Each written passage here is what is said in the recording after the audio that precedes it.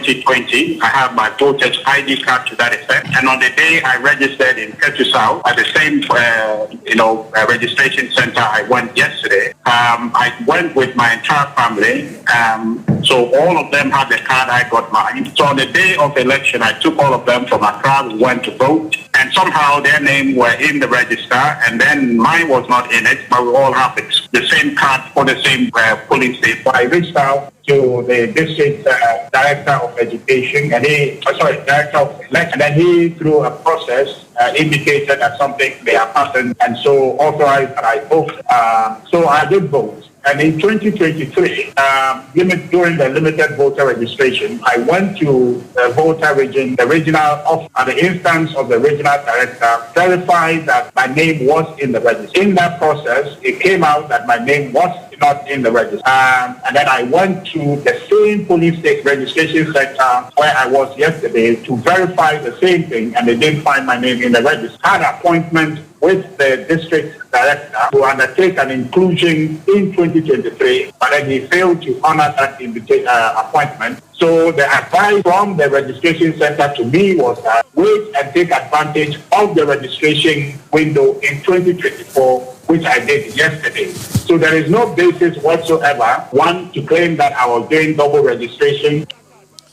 Abusuafo nti we your penny Richard ahiagba wona hwani amansa de nkomoma NPP amanyuku no na ode enchiremu ba no de nti a hasa amanfo bi fi se wasaso akwa kotwini di bi wa bra 2020 Ghana for koto aba no okokoto bi na ode nchiremu maye no ye to so ye guso wode nchuru num na ado ani cha afo no south east abaton pesua so e wa santemantema se ya NDC fo won pesua no so ebo MPP for so bo titiru ene opani a wogina e de ama MPP amanyuku no afo no south east abaton pesua so ye ra Frederick Kofie Champon wo mo e de so bo ebo no se wa sha se atwi ni pafiri kumase e ko e ya afo no south east abaton pesua so e kwa kotwiro mu de wa bra sankrofo nyina wo mo emfiri potem wo no mo into mesrem pedinfo se so man tia Frederick Kofie Champon wo mo ene ne de won pesua no so ora Adams Yusuf eye organizer the men this amanyuku no e wo afo no south east abaton pesua so ensemtwefo nhyiemu ene nsem o mo ka e de fa Kofie Champon ho eni ya tuna no se ona ya ati MPP parliamentary candidates for the south east and the other seat or the Republic bus of the true media many people don't feel nothing about and my end say power don't nobody will free but I say your parent portrait your terrain you put who and I say your terrain you who know them rubbish and say you see and try many people free body and I'm not true media man singing my brother yeah no man cheap man singing over manual man singing around a friend for the boys in the upper group and room force our moya galancy or took Sia Marona as I tune out what time and no from the tune and a second bar about destroy process na air personal and to be a personal and my we bar and my major gui now a police for divisional commander and constituency commander and the three for sale and per se obi ababa abi body might be ababa or no the police ababa ban Abzanfo nti we ye Adams Yusufu na yetene nka no wono ene ye organizer de ma NDC amanyuku no e wa hafo no south east abaton pesua so na ochechi nsem de kire ne se de ogira de ama MPP amanyuku wo pesua no so e twe ni pafiri kumase brono ahodo so de omoba edu jamane ne important ma ba be register no man tiase a ekofa basabasa ye ede ebaye na saa so bo we ya omo ede bo Frederick Kofie Champon wo gina ede ama MPP amanyuku no wa hafo no south Stabaton pesua so no abuzafo mamoni tuasa asem ne basa no a okako bonkum na waka konifa kakra so hyefa so yemua eno nti ebopini opani no ene ne kokodi nkomo bisa nse na Kofi adai ena sade we na wo ye ewo empesua no si ono so ne nchemu a wode ema yen eni ano koso no me na me say this is director in office okay na me here witness to it but what I know they say me de me they were passing for and then pa almost me I don't cause some register. And the NDC physically more prevent you almost more bother because and that's not the law. Law on the say so what out about we are already challenge for now feel. Almost no. And then very much so my corner is to go now can they accept. And like no the think as soon as I got time I say no. And now this guy are here say Omumba which also could be the same thing. It's one by alarm. And I mean because today Omuja cry now among chance. You see or na Dr. Insensari no or your monitoring. So no whatever or fair man. And I'm can't just control about how those feel the come on so much of folk any pain I see on about ching one. Look at us in the way when I'm saying when you keep some performance so this for a performance.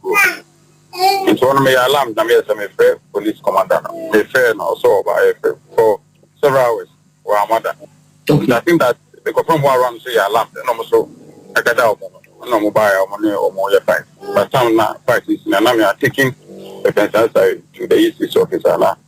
Me everything of the air so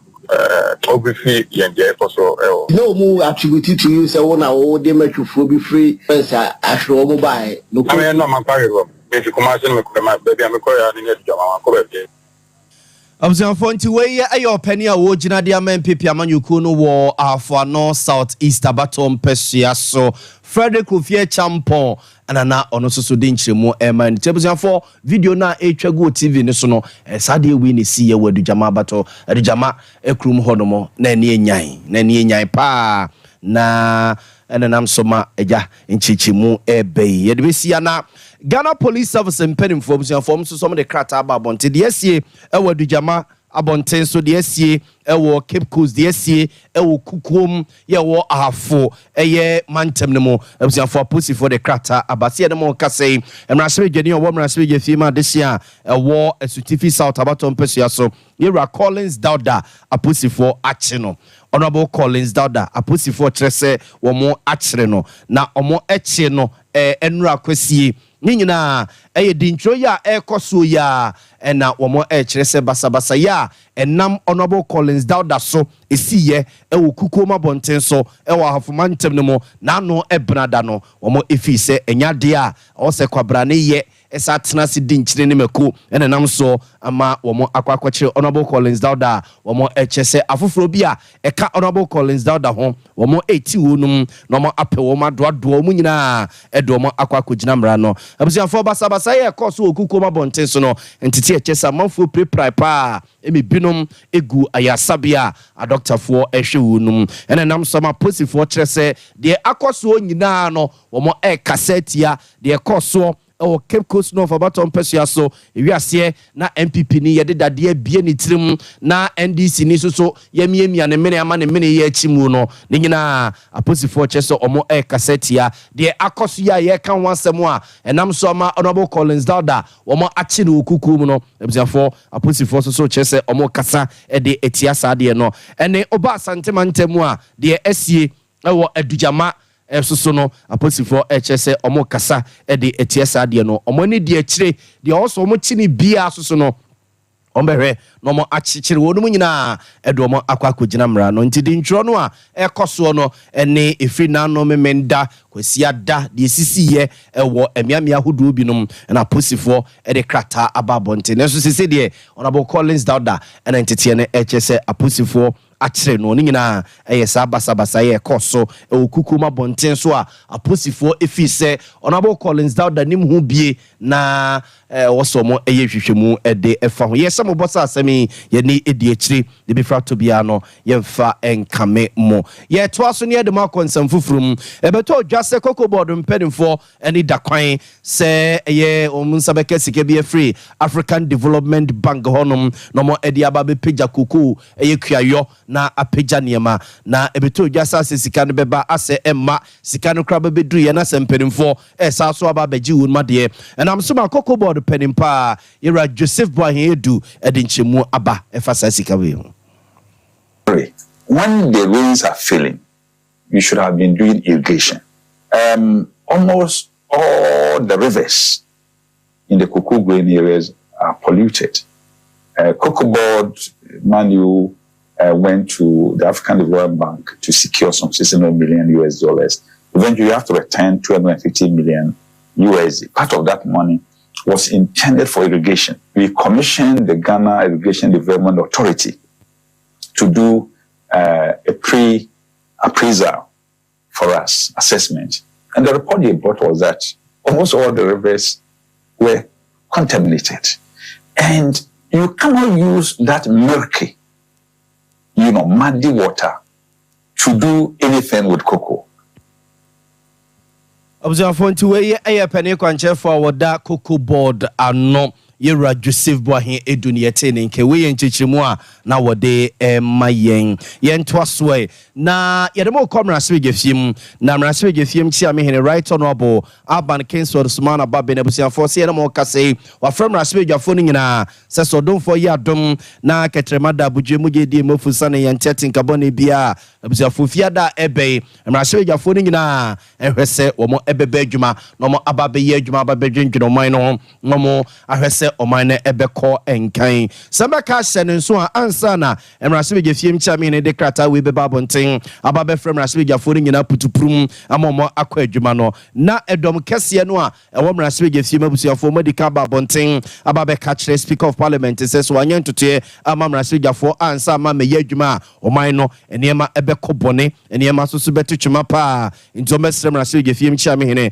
right honorable Aban Kingsford Sumana Babin say onyen tote na nene chine ya emrase begafo no emeye wo mo adwuma majority leader honorable Alexander Fenyoma Kennedy animum emedom kese ne ye sansem twefo nhemu amomu gina eye parliament omo nhyehyeye order 53 ene atekere hwan so eno mo edeka omo nsem no a no mo de tato se ye wosika bia wasa ban saka no mo ede eye ntutue ede bo man no ho bra se sika ne nyina ba beto emrase begafo animu a awosem emrase begafo ne de hu komo ne chine ya no mo agitum no mo ede kopije man ne enkanko ebi any Greater Accra resilient and integrated development project sesika no e be 150 million US dollars ya e wo se abai agitum na asabra so no agitum na abai ede kokoye adwuma ne nyina egumrasebejafo no enim ena ye ministers binum so a mrasebejafo no didi omo nkomo everti wo mu anan nkomo atwenim sa oso mo ekokoye omo adwuma eno so no ho nkratasema kwa BBB nti sansem omo kekadisi eni edekoto speaker of parliament enimu no ena abusua entiti HS speaker ye ntotoye se efiada odonfo ya domo a 17th May womo emre no mo enkotena se enkodwendwere oman konkron Ghana ho nti wei eye krata putuprumu emrase gefiem chia me hene right honorable Aban Kingsford Sumana Babin ede ababonten efa eye emrase gafo womo adwuma ye ho ye toaso na pade kwanchefo a wada National Commission for Civic Education NCC ya no Dr. Muhammad ede atugya se oso my Ghana asrafo no womo eboa pa na ye pejo man ne bambom na yetotu ye ne yire ye bambom sense ye beja ne tra ode san semi to gawa bra no ne Ghana forces empenimfo edidwuma na ode sa de sire eto empenimfo anim. And we are aware of the presence of flashpoints and the fact that in the face of every provocation, it is our humble appeal that we shouldn't forget professional ethics and standards. Because when we compromise that, then it is our nation that is in jeopardy.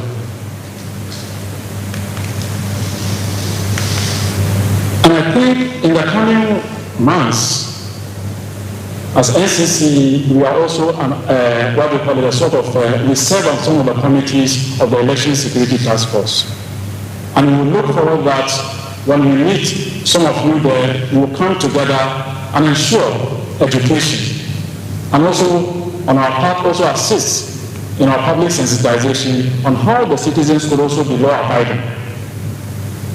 As you do the enforcement that is your traditional duty. I have spoken extensively about insecurity in our sub-region. We have coups. We have violent extremism. Internally, we have youth boards. And Ghana is going into an election. All that we have to do in addition to our public education as NCC, is to draw the attention of every stakeholder. And today, our interaction is with the Ghana Armed Forces.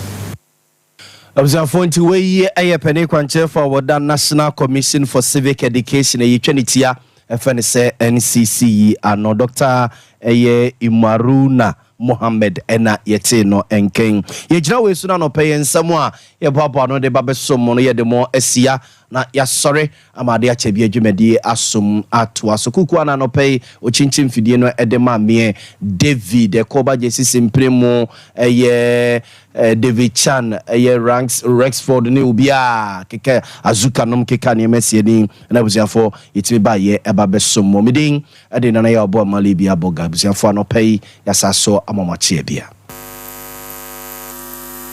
21st clinic yes sciatica expert sciatica no o nerves na wo to ase na fa wo sire mu